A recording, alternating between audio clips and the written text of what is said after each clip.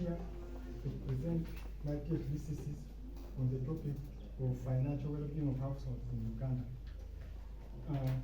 We shall have the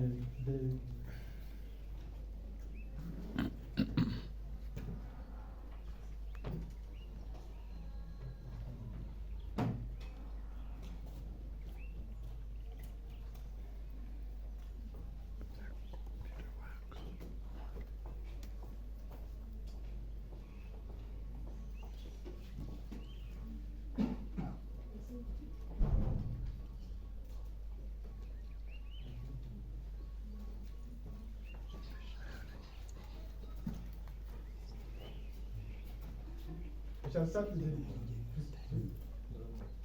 the presentation structure.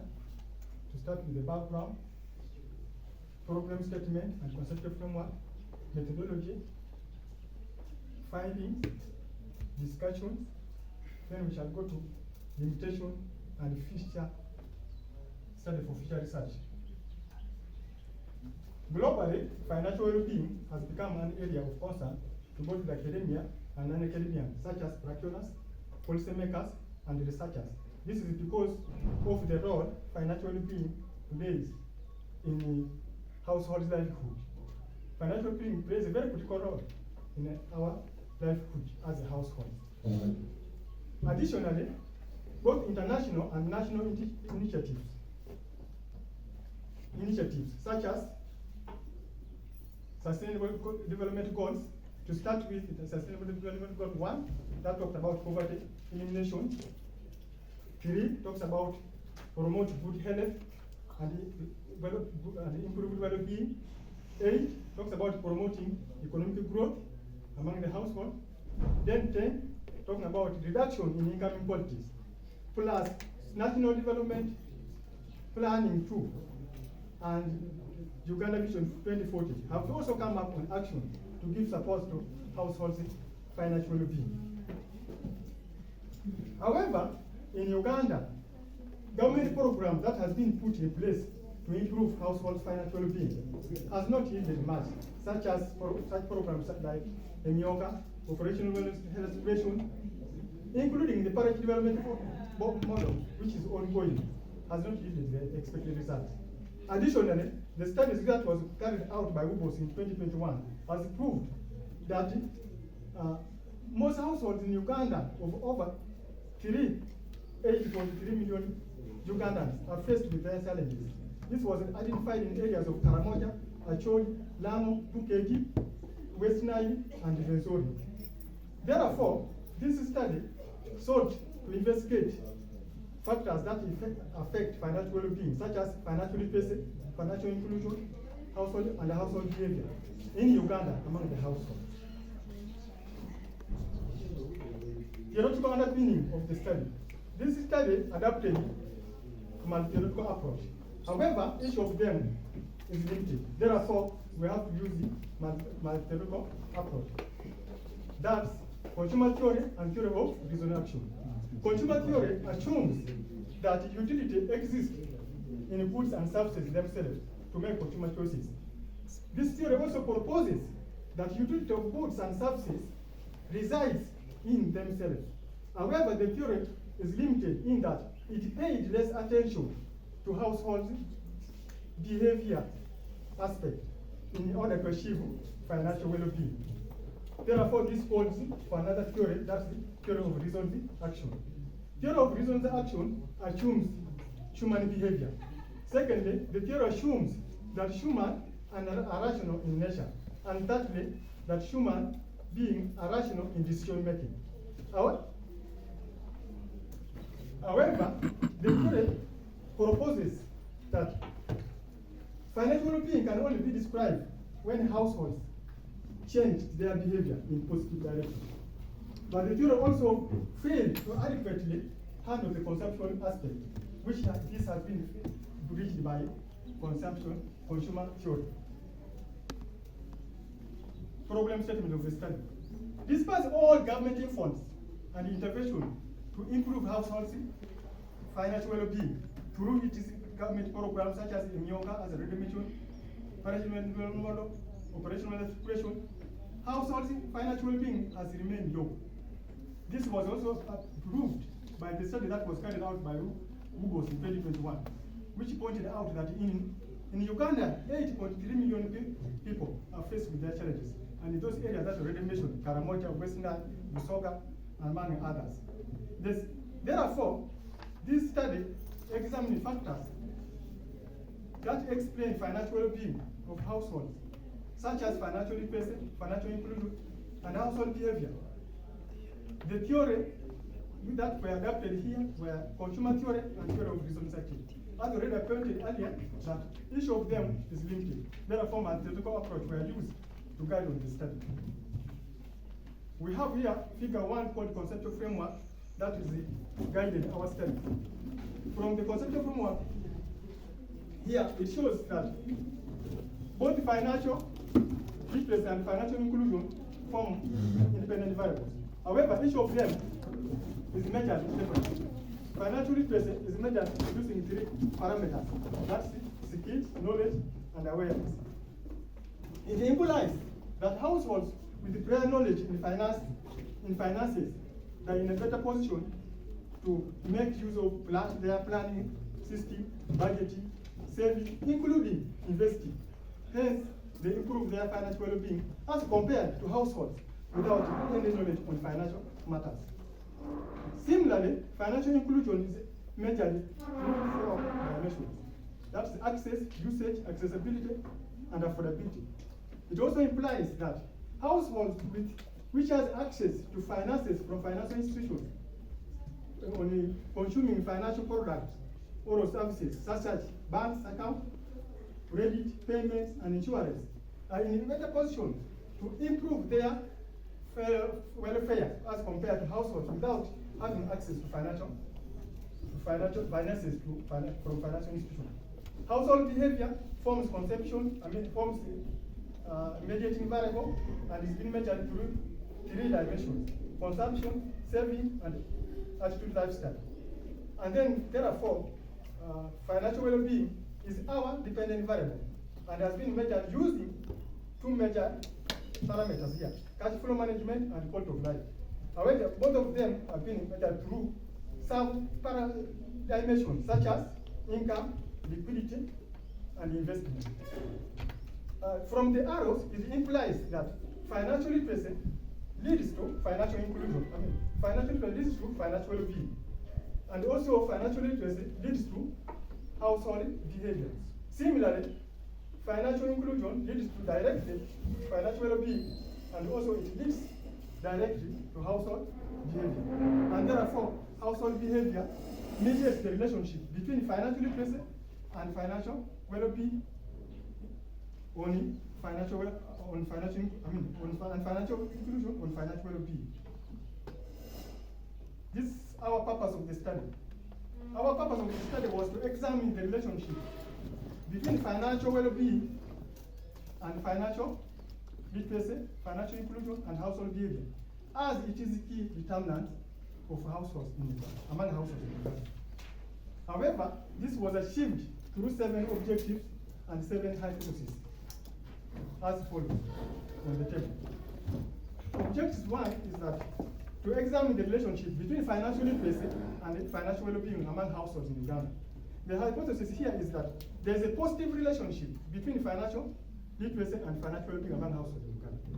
The second objective is that to ascertain the relationship between financial inclusion and financial well-being among households in Uganda. The hypothesis is that there is a positive relationship between financial inclusion and financial well-being among households in Uganda. The third one is that to establish the relationship between financial inclusion and household behavior among households in Uganda. And the hypothesis is that there is a positive relationship between financial inclusion and household behavior among households in Uganda. Fourthly, to determine the relationship between financial literacy and household behavior among households in Uganda.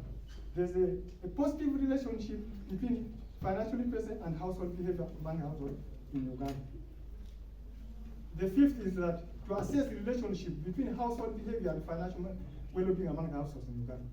And there's a positive relationship between household behavior and financial well-being among households in Uganda. And the sixth is that to examine the mediating role of household behavior in relation to financial literacy and financial well-being among households in Uganda. And the hypothesis is that household behavior mediates the relationship between financial literacy and financial well-being among households in Uganda. And lastly, to examine the mediating role of household behavior in relation to financial inclusion and financial well-being among households in Uganda.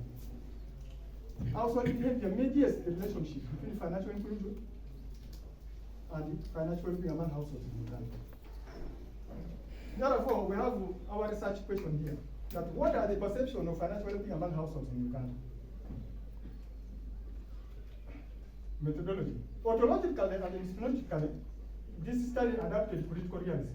Critical realism tends to combine both the positivism, which is only for quantitative, and interpretivism, which is only for quantitative. Therefore, that's why we adapted that to give the better understanding of financial well-being among households in Uganda. And in this case, ontology is the nature of reality that exists there. And for financial well-being, it's a reality that exists out there among the households, and is measured objectively and subjectively. And ontologically, ontology is concerned with about knowledge creation. And in this case, we obtain knowledge through questionnaire for quantitative and interview guide for quantitative data. In terms of methodology, the study adapted both quantitative and quantitative approaches to investigate financial well-being among households. However, it was dominated by quantitative data and supplemented with quantitative data. Now, we use the SPSS software, particularly for analyzing quantitative data. Research design. The study adapted cross-sectional research design, where we collected data at one point in time. And this took us around 3 months, from July 2023 to September 2023.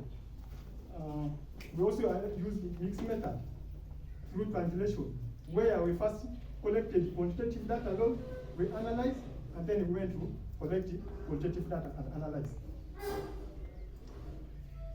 We also did the explanatory sequential translation, where we needed to understand the more deeper understanding for both the methods. Quantitative method, we had the sample size of about 4,123,727 respondents as a target. However, using the Yamani formula, we came to sample size of 400 respondents. Our unit of analysis was households. Our unit of inquiry was household head and local leaders. And our response rate was at 75%. One may wonder how did I reach at 75% and 150 households. Our target as a unit, because our unit of analysis is a household, there were 200. So out of 200, we interviewed two people per household. And that's how we got the 400. However, in collecting part of the questionnaires, we discovered that only 300 respondents were fully answered. That gives us the household of 150. Therefore, the response rate was 75%. Sampling strategy. We use stratified sampling to select the respondents among the household, particularly among for the quantitative data. We also use data questionnaires for quantitative, and interview guide for quantitative, as I already said. When it comes to quantitative, we did the persuasive sampling, where we selected the respondents based on their knowledge and experience on the subject matter, that's financial well-being. We have here table of operationalization and measurement of the variables. As already explained, what is here is what is in the conceptual framework about financial well-being as a variable and how it is measured, financial literacy, financial inclusion, and household behavior. Our reliability and validity test. We also carried out validity and reliability tests to establish the consistency and the accuracy of the information or of the variables. And we discovered that all the instruments used were reliable and valid because their CHC were above and CVI were all above 0.7, which is recommended. we did the data management to ensure clean and free from errors, missing values, and also absence of outliers. Using SPSS as a medicine, we also used DCM and AMOS. We also tested for parametric assumptions to determine the data distribution. And the data distribution showed that data were fairly distributed and also made the parametric assumption. Correlation was done to know whether the instruments were related. This is the table showing the reliability and validity.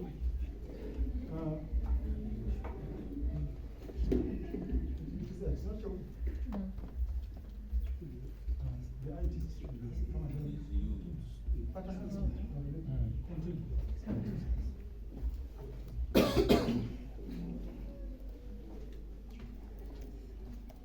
They are all above 0.7.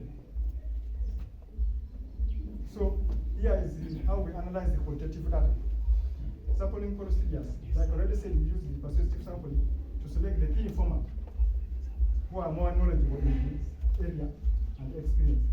Our sample size was at saturation point at 8 responded. Here is where we realized that the information or the ideas being given, they are the same or look alike. So we had to stop at 8 also. And that's how we go to the sample size for qualitative data. Qualitative data is always determined when you are collecting the data. Data collection method, here we use same structure interview guide to collect the data. The validity was also done to establish the truthworthiness, readability, transferability, dependability, and confirmability. Data analysis, we used NVIVIO 9, version 9, to identify themes and patterns. We also used VIVO to develop the hierarchical model.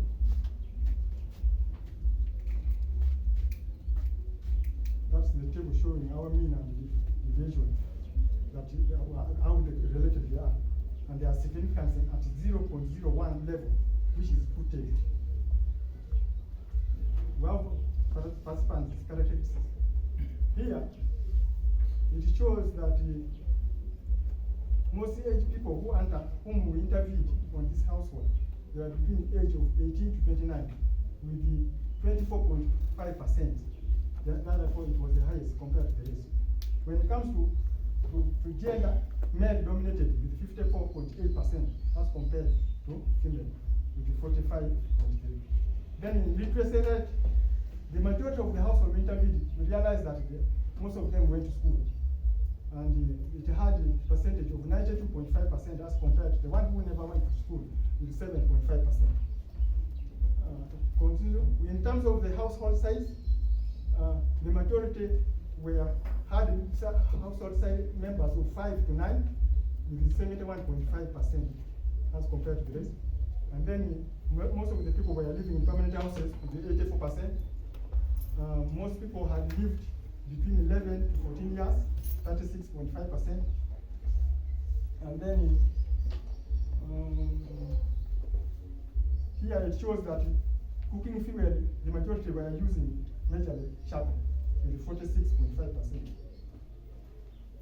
In terms of education, 28.5% was found to be having degrees as compared to other qualifications. In marriage, marital status, 45.5% were married, and they were the majority. And then in terms of profession, we discovered that most of the people who are not an accountant, teachers, engineers, lawyers, and doctors were the majority of the other qualifications. The study also revealed that financial literacy boosts the roles played by financial well-being in households. Secondly, it also boosts the role played by financial well-being to promote financial inclusion among households in Uganda. And this is our prediction model for financial well-being. As you can see there, we have the structural estimates effect direct one. That table shows you that financial literacy leads to household behavior. Financial inclusion also leads to household behavior. Then financial literacy leads to financial well-being. And financial inclusion leads to financial, and that's the household behavior leads to financial well-being. Then that's the indirect one on that table. We have the hypothesis That's the summary of our hypothesis. The table shows, I already mentioned the hypothesis earlier. Therefore, this is the summary, that all the hypotheses were supported with their p-values less than 0.5, which is recommended. This is our model for qualitative data, showing us the details, how the households and financial being is being understood. Discussions of the results. Hypothesis one shows that there's a positive relationship between financial well-being, between financial literacy and financial well-being among the households in Uganda. This hypothesis was also supported. The second hypothesis was that there is a positive relationship between financial inclusion and financial well-being among households in Uganda, and this was also supported. Thirdly, is that there is a positive relationship between financial inclusion and the household behavior among the households in Uganda, and it was also supported. The fifth one is that there is a positive relationship between financial literacy and household behavior among the households in Uganda, and was also supported. And the fifth, that there is a positive relationship between household behavior and financial well-being among households in Uganda. This one was also supported. The second last is that household behavior mediates the relationship between financial literacy and financial well-being among households in Uganda, and it was also supported. And lastly, that household behavior mediates the relationship between financial inclusion and financial well-being among households in Uganda.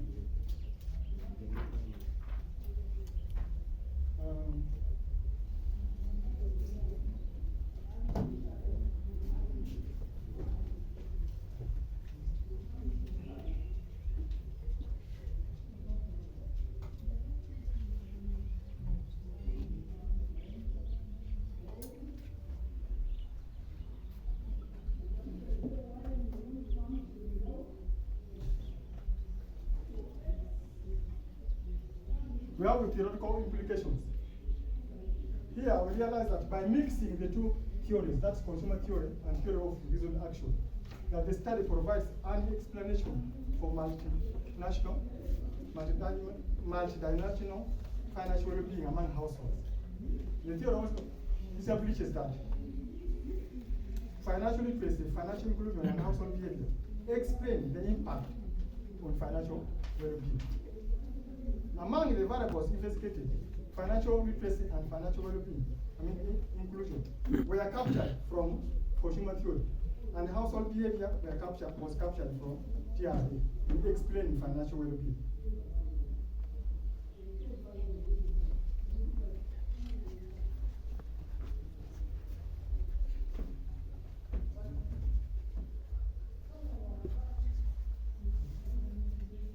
Our central thesis of the study. Our central thesis is that financial well-being of households is a combination of financial literacy, financial inclusion, and household behavior. That to achieve this financial well-being as a result of being positive, to improve households, the three factors has to be joined together, and that's what we have done. This is our final model. That's from the final model. It shows that financial literacy and financial inclusion form independent variables, and both measured separately using three dimensions. Financial literacy was measured using knowledge, skills, awareness, as I already mentioned. Financial inclusion was measured using usage, accessibility, and affordability. Then we have our mediating variable, which is the household behavior, and is measured using savings. And then we have our dependent variable, and is measured using cash flow management and quality of life. And they both show that financial literacy and financial inclusion leads to financial well-being. They also lead to household behavior. Methodological implications. Financial well-being was measured using several indicators, unlike previous studies that have maybe used single indicators. Application of critical realism philosophy provides a broader understanding of financial well-being. The study has mainly used cross-sectional research design. And then the use of EP, EFA, and CFA, that's the explanatory factor analysis and the confirmatory factor analysis, played a very big role to confirm reliability and validity of the construct. The use of advanced software, such as AMOS and NVision, for data analysis played a critical role. in generating more accurate information. Policy implications. Financial being is a concept that we assume every household should adopt. Then government should legalize financial being in every household's home in order to improve their financial being through government programs, which are recommended. We also realize that government, through the existing financial literacy and financial inclusion strategies, should strengthen accessibility and affordability of these services. For example, bank accounts, credit payments, those things. Then policy initiatives aim at improving households' financial being will be highlighted that in yoga, operational information, including the parent development of managerial implementation. Government and development partners within the system have mainly focused on introducing more programs like PDM and SDGs to improve financial well-being of households in Uganda as an intervention. However, more still needs to be done. We have limitations and areas for further research. This study majorly focused on financial literacy, financial inclusion, and household behavior to investigate financial well-being. Therefore, we recommend that future research should focus on other factors that can explain financial behavior. Secondly, the study focused on financial being in central Uganda or Uganda. Future studies would explore financial being in other areas. Because in central Uganda, we only concentrated on three districts: Kampala, Wakiso, and Kono, because of their strategic location and their population that they have. Then lastly, this study is pursuing section in measure, and it may not be capable of capturing the dynamic changes in household behavior over time. Therefore, we recommend that future research can use longitudinally. We have three publications that have been papers that have been accepted for publication. Special appreciation goes to my supervisors, Dr. Goret Nashieni, Dr. Gideon Kuzinsa, Dr. Panelist, other professors and doctor consulted, particularly Professor Joseph Tayen and Professor Robert, Director SPGSR and Chief Committee of Practice OKODOI, members in attendance. I therefore request that the panel allow me to submit my thesis for graduation for the award of degree of Doctor of Philosophy Finance of Uganda Matters University.